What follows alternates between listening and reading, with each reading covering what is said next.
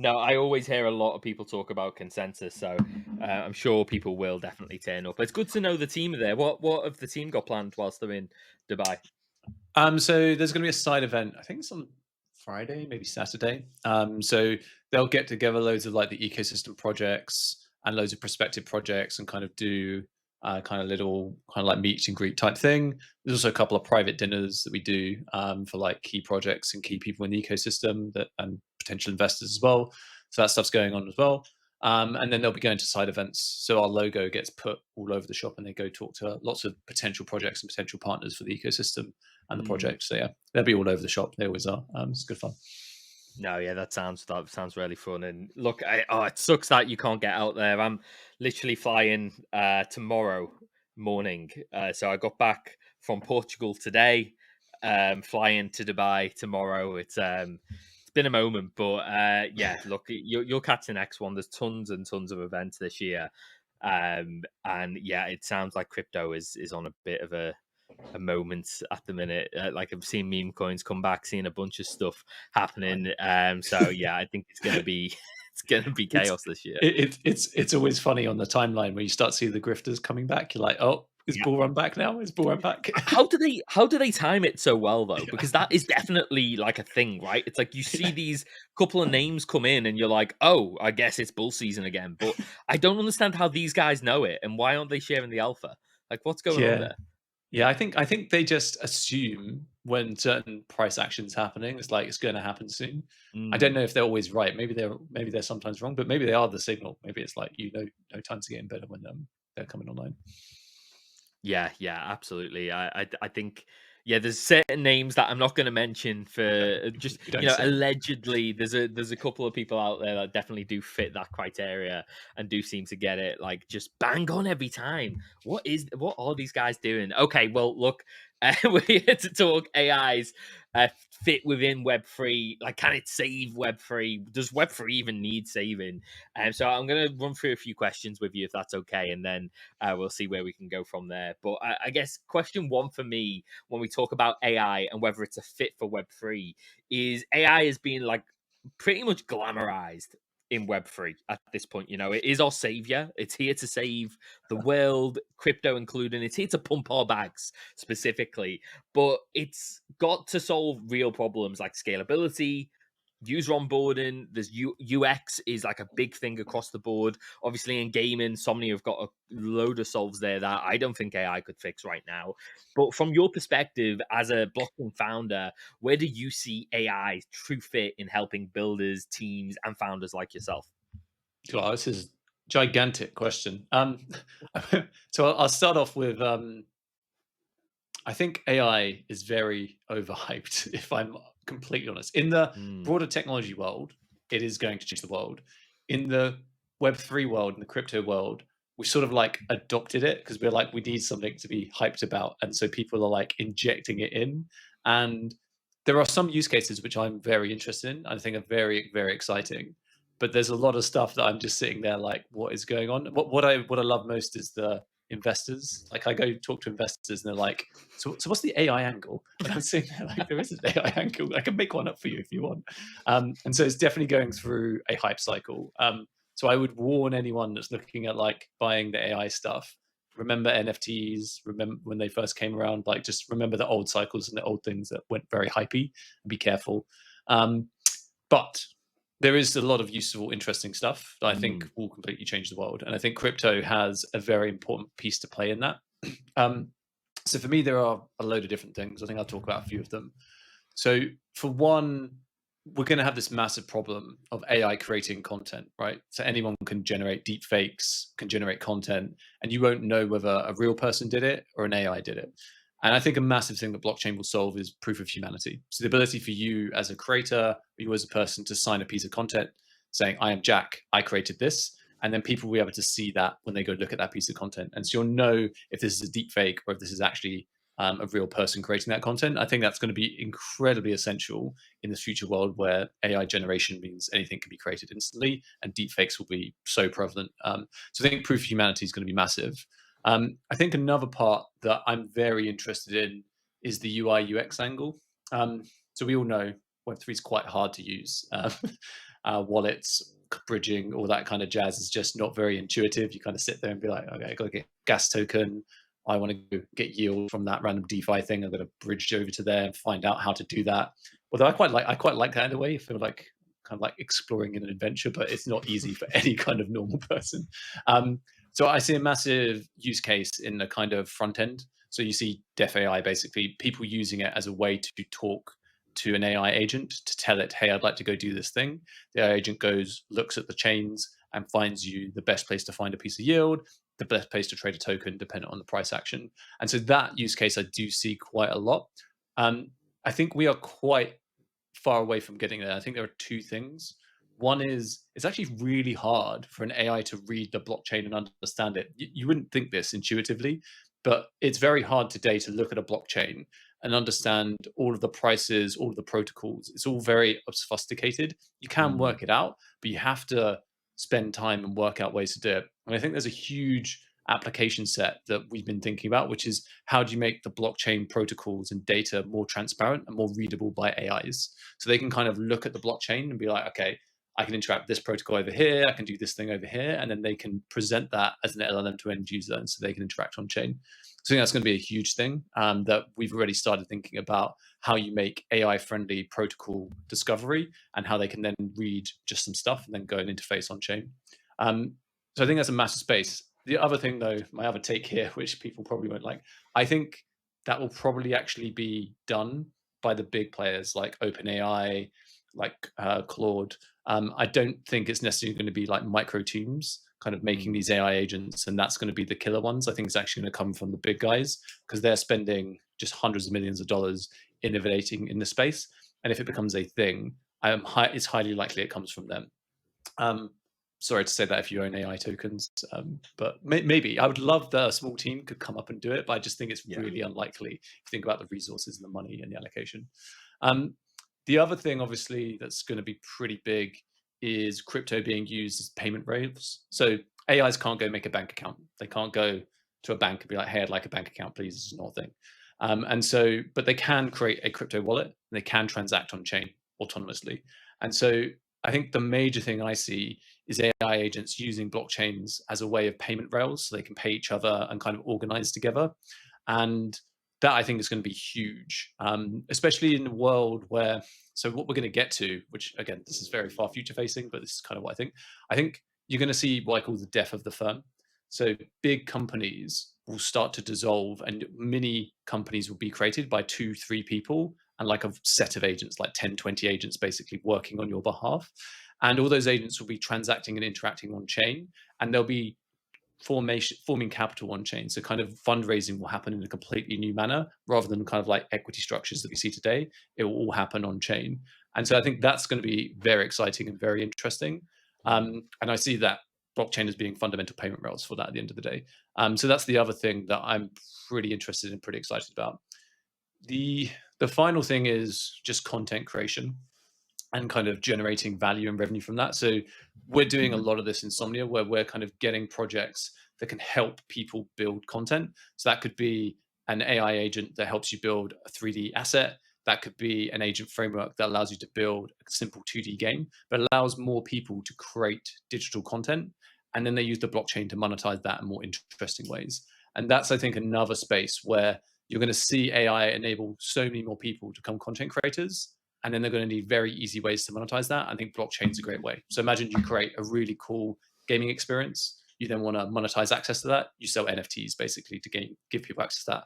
Or you want to allow people to pay you to do that. Blockchain is a really simple and easy way to do that. So that's another thing I see when you're kind of creating much more UGC because of AI being able to generate stuff and everyone becoming a content creator. Crypto is going to be awesome rails to financialize that at the end of the day. Yeah, that's a few things. I've also got those more things, but yeah, that's just some stuff. Yeah, look, it's a deep, meaty subject. Is AI impacting anywhere, especially the crypto space? I think. Look, I love that. I do like going all the way back to one of your first takes of it. Just reminds me. And by the way, if anyone's going to chop this up, then the Will Ferrell scene in Zoolander, where it's so hot right now. Like, yeah, like this is AI. Like right now, it was metaverse in 2021, 22. This is the new metaverse metaverse, but it does, as you say, have a lot more applications, right? Like it does make a little bit more sense than, for example, just some random team of like 10 degenerates saying that they're going to build a triple A metaverse in like in what world, in like how much money do you have, like it none of that actually made sense when you actually look back at, you know, hindsight 2020. But I think with AI there's a little bit more to it than that. You know, if I was trying to pull just a complete like, hey, this is this, that wouldn't really work. It's not quite the metaverse, but it is in terms of every team, every fund, every investor is looking for the word AI right now. So I think it definitely does help, and the context you've just given is great. But just understanding that that is what people are looking for right now at this moment in time, is they want the sexy AI word within what you're building. And you need to realize, especially if you're going to like be a holder of these projects, but even more broadly, if you're going to be an investor in these projects, that it's pretty obvious at this point that that's exactly the sexy word that people need to use. So you're going to have to figure out, look, are these guys using the sexy word because they know it's a sexy word, or do they have an actual application of AI? What's your thoughts on that? 100% agree. I would be very. I actually, your metaverse point actually made me laugh because I think it's actually kind of similar. Like Yeah. you have these 2-3 person teams who are saying they're going to build this new agentic framework that allows you to interact on the blockchain. This is currently being done by like 40, 50, 100 person teams with like tens, hundreds of millions of dollars of backing. And so I still think there's a massive gulf here where even the independent teams we see in Web3 are unlikely to be the ones that break through. It's going to be the big guys, even though I don't want that. I want the small guys to win at the end of the day.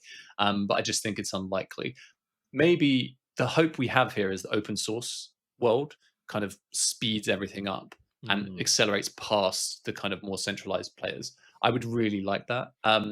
We've got quite a few projects in the ecosystem as well that are doing kind of deep in networks for AI inference. So you can kind of take an open source model, deploy it to the deep in network, and then get it to run there. That basically means you can run AI inference at a much cheaper cost because that deep in network is running across consumer GPUs. So like your gaming machine at home, that could be a node in the network and it's running AI inference on top of it and bringing you back some stuff. So I think there are still ways that you can use decentralization to make it cheaper and make it more economical for people. But I still would be very wary about those small teams that have these big claims. Look at their background, look very carefully at what they're doing and how they're developing as well. Like I think the big thing for me, the signal is like, are these people actually delivering real value that's bringing in more builders? Or are they just saying a load of stuff, hyping up a token and then very likely to disappear? This also happens in fundraising. Like you'll see, the other smell I would say is if projects were going down one path, they were very strong in like, I don't know, gaming or DeFi, and then all of a sudden they pivot to AI, be very wary of that because what they've probably done is they're pivoting to be more attractive to investors and raise more capital from public token markets as well. So be very careful of that. And I just say be a bit skeptical and look at the teams. If they did come from like a pure AI background and they came to crypto because of that, that's probably more legit. And you can also tell by using the products, I think. I think always try the products you're thinking about buying tokens in. I've made this mistake myself, I'll be honest with you, where I was just like, oh, this is hyped, I'm going in. But use them and think of yourself as a critical user. Okay, would this actually be used by other people? Is this actually valuable and useful? And that probably helps you out as well. Yeah, no, that makes a ton of sense. And look, if you went round people for the 2022 hype cycle of metaverses, very simply, metaverse is very complicated. Triple A games, very, very complicated. 5-10 years. We were told, people early into the space who didn't have a clue about how complicated this stuff was, we were going to get metaverses within 6 months and they were going to be AAA. And we all just bought in, like drastically bought in. And it didn't work out too well. So yeah, definitely check out the product if it's available. Definitely check out the team. You should always know like the background of a team at this point. I think that's a great point. And then yeah, like just logically what were they doing and how does AI fit in for you? And if you can't connect those dots, no one else can. I think it's really that simple, you know, like it's a little bit like the whole where's the yield coming from scenario. Oh, that was still my favorite today. There are some projects now that are coming back with like the 50, 100% yields. I'm sitting there like, Oh, here we go again. Yeah, didn't we do that? Like, didn't that not work very well at all? No, no, this is new though. Okay, so how does it work? Oh, we can't tell you that, but it's really innovative, and we're gonna throw like really complex words that actually don't make any sense whatsoever. So yeah, yeah, I think that's if you don't know where the yield coming from for people who may be new to the space, it's coming from you. It's essentially, I feel like the same thing when we talk about AI, and it's like, okay, well, if you don't know where the AI is being applied to for that specific project, it's not. It's there to draw you in. Like, it's that Yeah, simple. but it's really hard. It's Mm, really hard as a non-technical consumer to yeah. know this. Like, I'm not going to name names, but there's this thing called decentralized training. So basically, you're trying to train LLM models or AI models in a decentralized fashion. That sounds amazing. I'm like, if you can do that, that is like a multi-billion, trillion-dollar idea. The problem is executing that is technically so hard, and there's so many technical problems because the way you train AI is you need to send lots of data between lots of machines in the data center. And literally, NVIDIA, the reason they're so valuable is they have this thing called InfiniBand, which basically allows you to send data between machines that are co-located. Doing that in a decentralized network, it just, as a computer scientist, boggles my mind. But there are projects out there that have raised a load of money by really impressive investors that I, as a retail investor, would look at and be like, oh, this must be legit. I'm going to give them some money.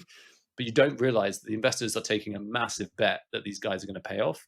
And you don't know that as an individual retail. You think that's going to happen. That's like an inevitability. And so it's really difficult to really know. And what I would say is kind of what you said, Jack. It's like if you don't understand it, you probably shouldn't buy it. But it's hard when you kind of see the hype and see all the stuff going on with major investors like, oh, okay, let's do this. And there were tons of people who made tons of money off metaverse land. Like, this is the Yeah. thing. Like, look, if you want to trade it as a speculative asset and you've got like some sort of like gift in that regard that you actually can do that without selling for a loss, I got no problems with that. Like, you do you. If that's your expertise, absolutely fantastic. I just feel for the little guy who's probably going to pick that land up for like 10x the value it was bought for, and then maybe a decade later, hopefully see something from it. But that's only for the ones that actually probably had a real use case in the first place. And again, yeah, this is exactly what we're talking about. Look, I think a lot of AI, when we do talk about it, we do talk about how it's going to bring in the mainstream because AI is going mainstream. And I don't think anyone really saw how quickly it would as well. Like ChatGPT to me, like when I initially saw it, I thought, cool. I didn't think I didn't think it was going to be like this global success the way it has been. I still thought, like understanding prompts, like building this thing out, like a subscription service, especially, like I couldn't see, I don't know, my like nan or like so even like some people I worked with utilizing it, but it very much did sort of take the front there.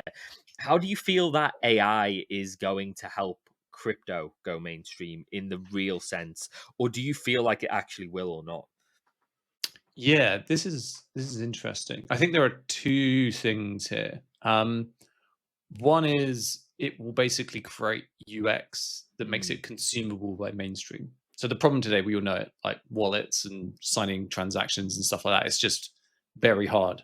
If you've ever tried to pitch crypto to one of your normie friends, they'll just look at you like, "What are you talking about? Like, connect my wallet, get some gas." Like, it's just weird.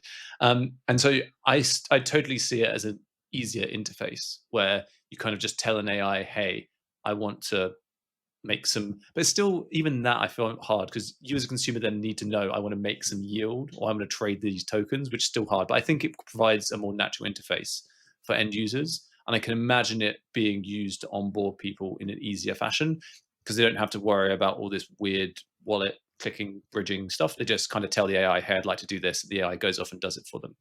But I think the bigger one where you're going to see it onboard consumers, but it's not really consumers, it's through agents. So if you imagine I have an agent that I go and tell it to do some stuff. I don't know. I want to go buy a holiday, for instance. Um, the agent can't really get a credit card and go buy the stuff for you. So it needs a way to transact with the person who's going to go buy or sell a holiday. And the way to do that is via crypto because it's a permissionless system which AI can create an account with. You give the AI some money, it goes off and does the work for you. And so I think you'll see it being like driving crypto usage massively. but it won't be people even knowing they're using the blockchain. They'll just talk to an AI agent or talk to a set of AIs that do stuff for them, and then they so happen to use a blockchain to do the transactions, to do the stuff behind the scenes. So I think that's how you'll see the mass onboarding of users, because they'll be talking to AI behind the scenes. The AI will be using crypto, but you don't even know they're using crypto. They just go do a thing for you at the end of the day. I think that's really good, to be fair, because I've said this a lot of times before, like crypto just needs to get out of the way and users just need to go to applications and have fun and have a good time. Like the fact that we have all these esoteric ways of doing things, I think is a legacy problem. The other part that I would say that I kind of already talked about too, but I'd like double down, is UGC. So we're investing a lot in kind of AI frameworks to allow people to generate content. So there's one really cool app which allows you to kind of, with a couple of prompts, make a mini game. So these mini games, we call them micro games. Actually, they're fun for like 1 or 2 minutes. You play them very quickly, and then send them to your friends and monetize them, basically. That I think is another way where you'll see us onboard a lot of users, because people will be making these micro businesses with AI and they'll want to monetize them quickly. And blockchain is a really useful way to do that, because you can publish the game and then people can pay you, people can gamble on it, all the kind of stuff you would expect. So I think that's another way where you'll see more apps being created faster. They'll want to monetize easier with some kind of mechanisms, and blockchain is a really good solution for that. So those, I think, would probably be the biggest ways I would think of. That's probably going to onboard a lot of users. But again, they won't know they're using crypto. They'll just use AI that happens to use crypto in the back end. Yeah, so this reminds me of a recent tweet that you posted about gigachains, and basically this idea that exactly what you've just explained, like everything's going to become easier, including setting up businesses, developing games, all of these things. We've already seen it in real time, but I think we haven't seen the cadence and the rapidity of like how quickly these games and these businesses are going to be created as of yet. The best example I would give for people familiar with social media or the crypto space would be the Studio Ghibli trend that we've seen, and then the toy figure trend. Like, there's going to be that trend for actual businesses. You know, it won't just be, hey, here's me as Studio Ghibli artwork design. It's going to be like, hey, here's me with this business that I've just incepted and AI has created. But with that, you've coined this term. I really like this term, but gigachains. Tell me a little bit about that. Tell me about the infrastructure that's actually going to be required for the crypto space when people can literally just think of a business idea and literally it be basically created for them within the same day. Yeah, this is where, again, this is massively bullish talk, but it's logical if you think about it. So imagine a world where most people in the world, say 6 billion people in a few years, are using AI to create businesses, to do things online. They're using AI now. So each of us will have, so 6 billion people, they all have a crypto account. And then each of us will have, say, 2 agents each. So that's another 12 billion. So that's 18 billion total agents, including the individual people, all interacting on chain. That is a hell of a lot of things happening. That's people forming capital structures, forming businesses instantly that want to generate revenue, want to create structures where they can raise money quickly. That is people buying holidays. That is people buying their shopping. That's like everything, right? And the reason why blockchain will be the solution for this is because AI can't use the traditional Web2 payment rails easily. They have to use Web3 payment rails. And so you can have so many accounts and so many things transacting all the time. That's not even talking about traditional finance. If you start putting like NASDAQ on chain and things like that, it's like loads more. And so you need to have what I call gigachains. These are chains that can do like 1 million plus transactions. I actually think you need tens of millions of transactions, which is like even further than what Somnia can do today, because there's going to be so much demand for financial throughput because of these micro companies that can be formed, because all of these different ways to transact online, all utilizing AI, that this is really just scratching the surface in terms of what we're seeing with blockchain today. Again, this is a massive bullish vector. I'm obviously in the space and very bullish on space, but if you imagine that world, there's going to have to be so much throughput needed to support that world. And that's why I think having these giga chains and these massive blockchains that can do 1 million plus TPS is so essential. I remember going to investors, they literally used to ask me, why do we need that much TPS? Because today we had like 12, 40, 100. And I'm like, you're thinking about the space today and the applications of today, not what it should be like in 5 years and 10 years and 20 years. And if you think about the logical steps of where we're going as a society and the solution and the problem that blockchain solves, I just think it's going to go parabolic. And it's the same as internet. Like the internet had this scaling function where it all of a sudden started scaling to like hundreds of millions, billions of people really, really quickly. Blockchain will do the same thing, but even on a faster scale, because you're going to have AIs all getting on chain and all interacting on chain as well. So I just think it's going to be absolutely mad. And that's why we need giga chains basically to solve this problem. It's not a problem today. It is a problem of 3, 5, 10 years down the line, but it's a problem that needs to be solved. I think hopefully you can see where the next question's gonna come from, which is Somnia going to be one of those giga chains? At least when you talk about giga chains, do you envision Somnia being part of that solution? Because you already have AI-based apps, right? Like you've got, I think for you, you've got Automoto as well. And like obviously Somnia is already being seen as a chain, as somewhere that AI can live. And if we're going to scale that out and it is going to grow as quickly as we think it's going to grow, and you say bullish, I think just logical at this point. Like if you already see the speed that this stuff is growing, it's it's a bullish case, but it's a logical bullish case, which I think is what you reference. It's not like, hey, like AI is literally going to solve world hunger this month. Like it's within the realms of actual possibility that this is going to happen. So tell me about where Somnia fits into this giga chain thesis, and especially when it comes to like allowing AI dApps to thrive, and how you see them shaping the future of Somnia. Do you feel like they're going to be a bigger role in the future? Yeah, so I think I'd start with I actually asked ChatGPT this. I asked, what kind of blockchain would you want to transact on? And it was like very fast. Somnia is the fastest EVM compatible blockchain. Very high throughput. Somnia has the highest throughput, and very cheap. Somnia is the cheapest EVM compatible blockchain. So it's just logical in a future. These AIs, they will choose what chain to go to. They don't have, they're multi-chain, right? They don't have to be locked into one blockchain, and they're going to go to the place that's the cheapest, that's the fastest, that has the most liquidity. And that's why I think the logical place a lot of them will end up trading is Somnia and going to is Somnia. The kind of way we're investing, there's loads of different parts to this, I'll be honest with you. So the stuff you're kind of seeing today, so for you is kind of a AI did system. So basically you as a person can have an agent that goes and transacts on your behalf. It understands you as a person. It has this kind of social network part to it where it starts to understand you as a human and then goes and does things on your behalf. Automato is like a no-code tool that allows any of us to build an AI agent, and it can go off and transact for us, which I think is going to be very important to unlock a lot of agents working very quickly. So we're investing very heavily in the kind of AI agent space, even though, as I said at the start, I'm quite skeptical of the space, but I think you have to put very strong bets down here because it is going to be where the future goes. Whether it will be from something in our ecosystem or some other ecosystem, I think ultimately the AIs will have agency and go wherever they want to go. The other thing we're pushing quite hard on is this UGC angle I kind of talked about before. So we have like an AI inference network where you can essentially farm out AI jobs. So you can basically put down some prompts like generate me a 3D duck.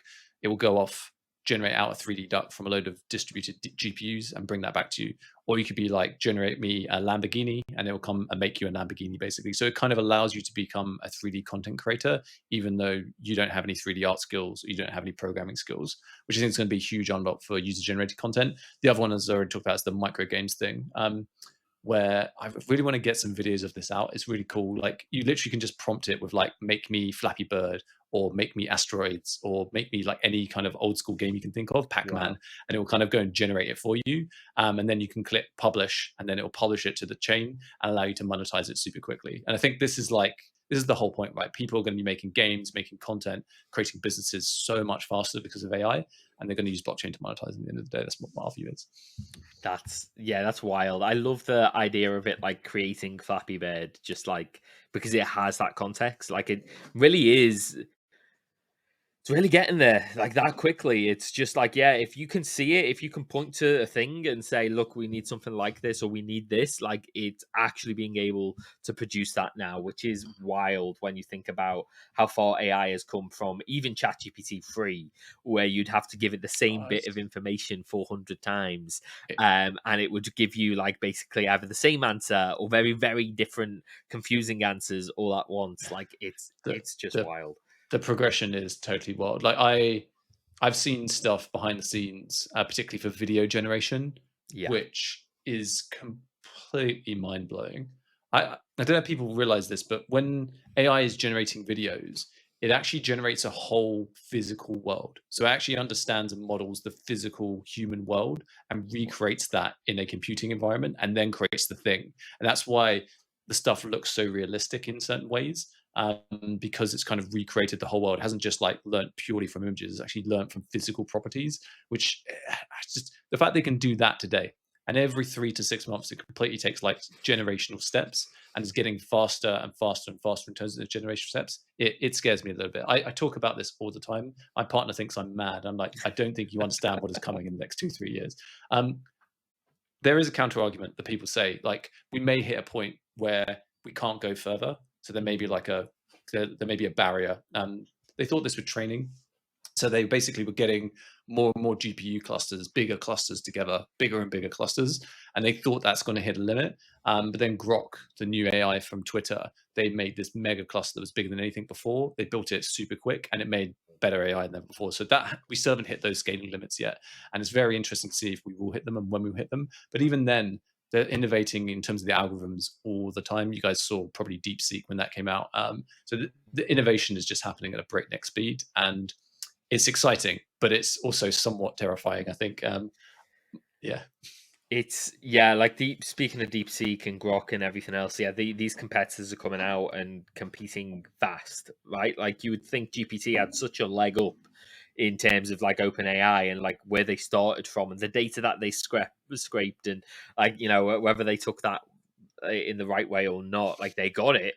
I didn't think that other projects once it became like visible what was going on and companies sought ways to protect their data and protect like those actions from happening again. I thought it was just going to give like OpenAI such a head start that could never possibly be caught up with. But when you got Elon and his money behind it, and when you've got China and their money behind it, like it can be competed with.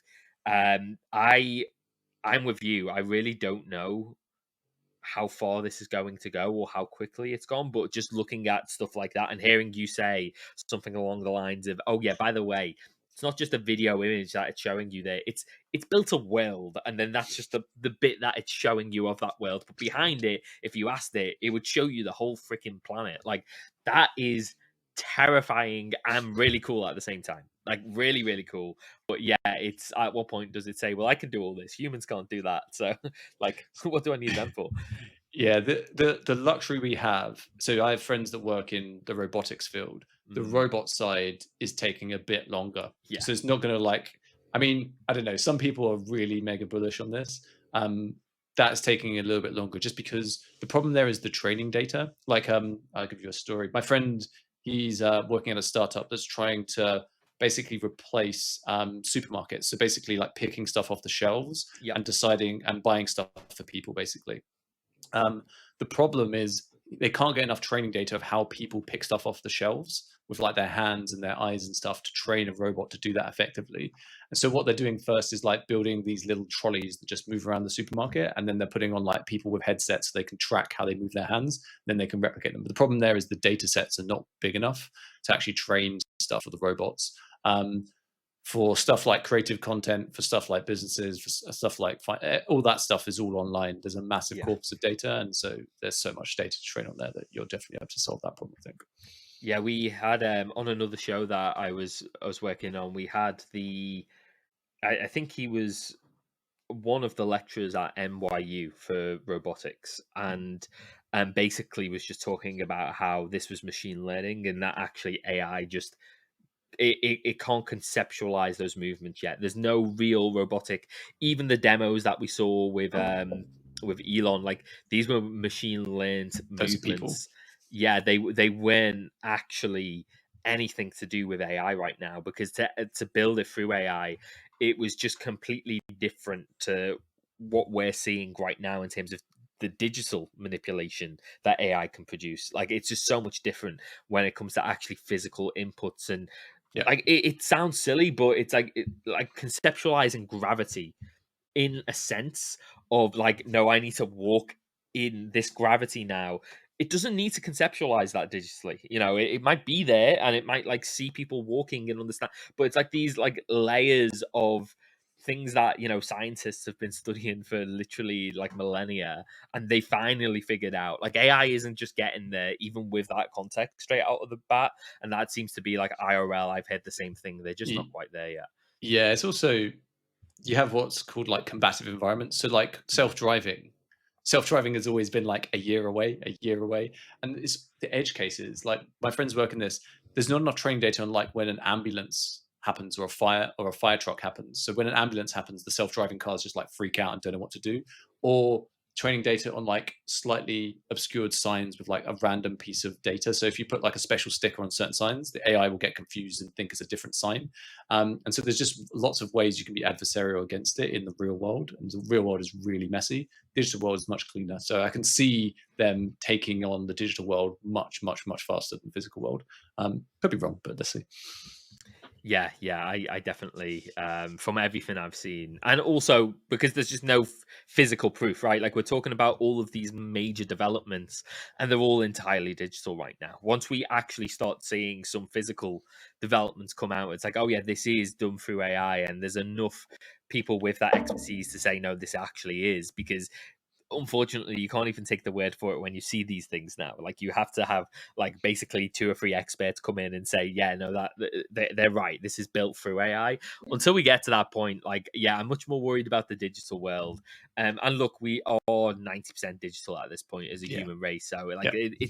it's a big worry to have. Let's touch on your partnership with Kato, actually, which might seem like a pivot, but it's Kato AI. Obviously, there's a Somnia Yappa leaderboard now. I've seen you talk about it. I've seen you like tweet about like how it thinks you're literally just trying to pump Somnia. I was like, no, I'm actually, you know, I'm building it. So, funnily enough, I tend to talk about it from time to time. But tell me a little bit about, you know, Somnia's Yappa leaderboard, the dashboard, Somnia's own Yapstorm campaign. Like, there's tons of stuff going on with Kato AI, and then I've got a follow-up question for you on that one as well. Yeah, so Kaito for me is just an incredibly useful tool to help reward a broad set of creators. So the AI part, basically what it's doing is ingesting all the data from lots of different feeds like Discord, like Twitter, like blog posts, like when you do podcasts, so it ingests loads of data from different places and then uses AI to kind of categorize it and segment it and kind of assign it different values in terms of sentiment, in terms of was that good, was that bad, was that pro, was that con, etc.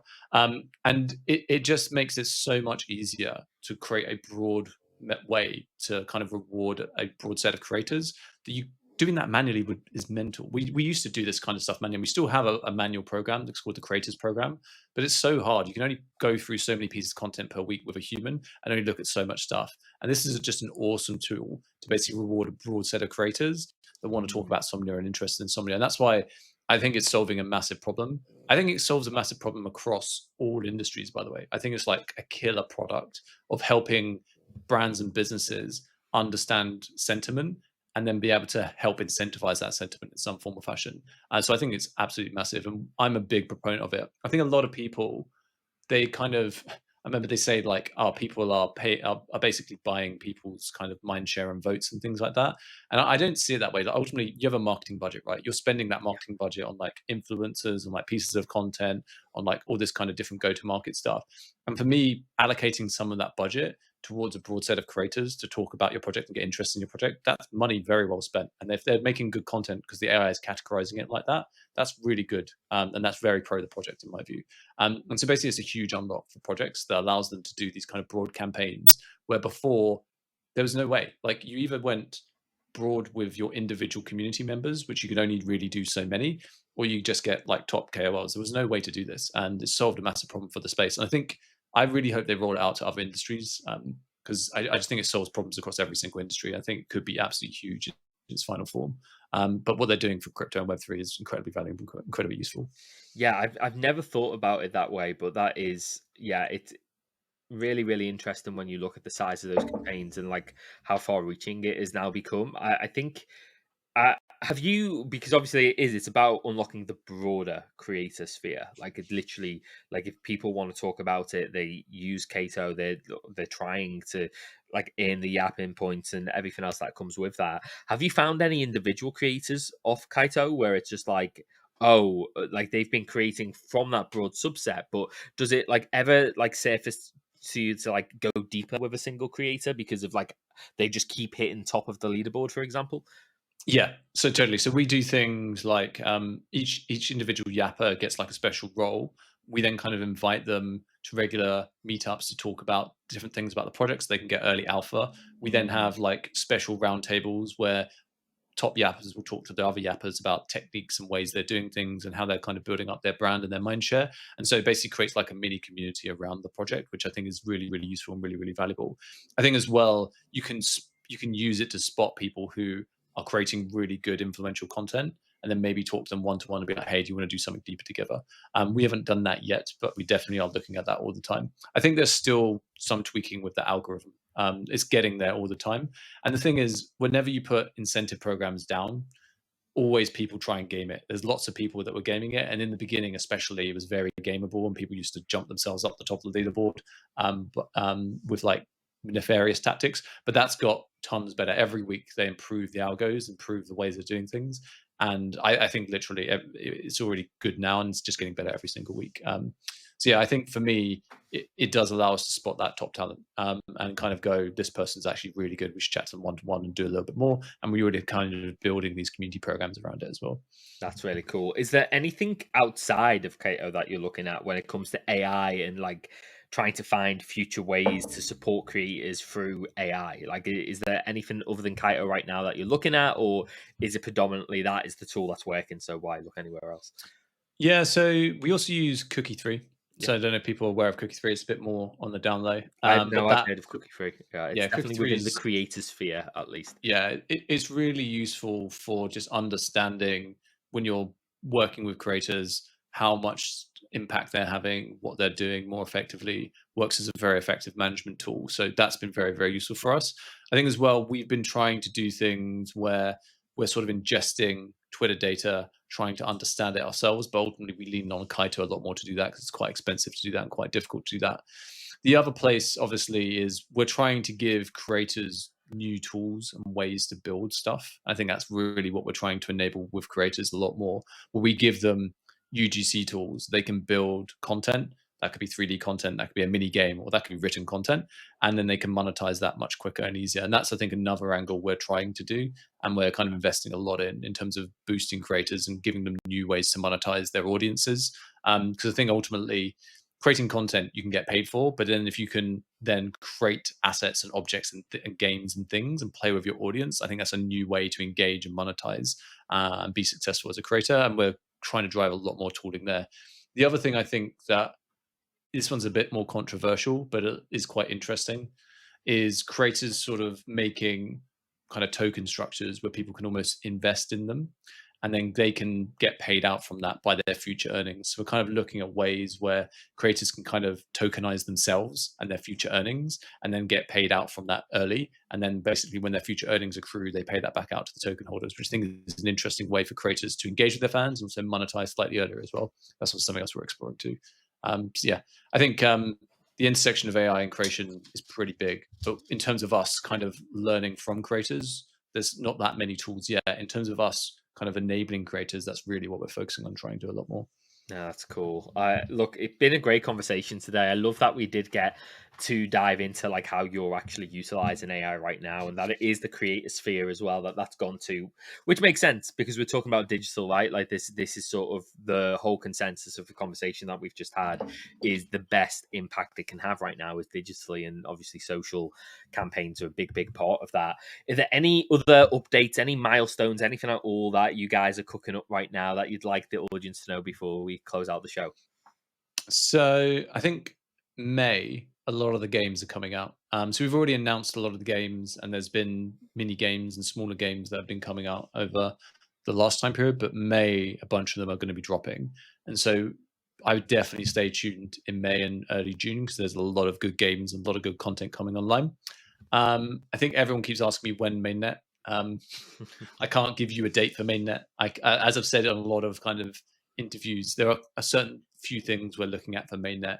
One is ensuring we have enough what I call day one content. So that means there's enough projects in the ecosystem that are ready to launch and they're on day one, because you don't want to launch a dead chain. No one wants that. Two is the product usage. So ensuring that there's enough usage of the testnet to make sure we battle tested it and it's hardened. That's going pretty well. Three, all the security side of things. So make sure that the blockchain is fully secure so you can launch it and you're not going to have any problems there. Four, mindshare. So ensuring that enough people know about the project, hear about the project, and are aware about the project. That's also a very big metric for us. That's basically the key things we're looking at. And you guys can kind of track those in real time. If you look at certain tools, if you look at certain numbers, you'll be able to see what that's looking like. And so hopefully people will look at that and see, okay, mainnet might be soon, might not be soon, but yeah, we'll leave it there at that. Look, that is some big bit of non-alpha alpha to give away at the end of the show. No, absolutely love it. Where can the guys find you in, or not you, but the team in Dubai as well? Is there any like specific events that they can find you in? Is it more broad? Oh, I don't know off the top of my head. That's really embarrassing. I should have known that ahead of time. Yeah, we can post it on Twitter. You'll see stuff on Twitter, so just follow us on X and they'll start posting stuff there. But I don't know ahead of time. Off the top of my head, sorry about that.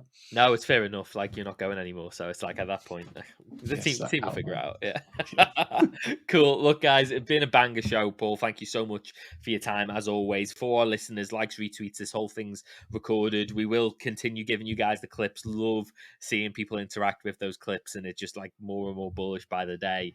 And yeah, that is all we have time for today. So, guys, thank you so much for tuning in, and we'll catch you on the next one. Cheers. Thanks, so.